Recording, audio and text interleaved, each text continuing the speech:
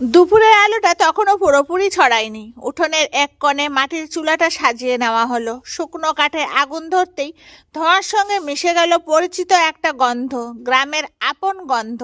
হাঁড়িতে মাংস বসানো হলো, মশলার রং আর ঘ্রাণে চারপাশে ভরে উঠল। ধীরে ধীরে আগুনের আঁচে মাংস সিদ্ধ হতে লাগলো, যেন সময়টাও একটু ধীরে হয়ে গেল। পাশেই আর এক কড়াইয়ে পোলাও, চাল, ঘি আর মশলার মিষ্টি সুবাস বাতাসে ভেসে বেড়াচ্ছিল। চুলার পাশে বসে গল্প, হাসি আর অপেক্ষা, সব মিলিয়ে রান্নাটাই যেন এক উৎসব হয়ে উঠল। মাঝে মাঝে কড়াইয়ের ঢাকনা খুলে উকি দেওয়া, আজ ঠিক করা, এই ছোট ছোট মুহূর্তগুলোই গল্পের মতো মনে হচ্ছিল।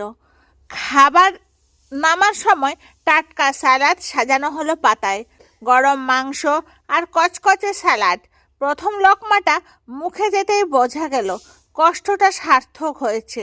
মাটির চুলার আগুনে রান্না করা সেই খাবারে শুধু স্বাদ নয়, ছিল সময়, যত্ন আর একসাথে থাকার উষ্ণতা।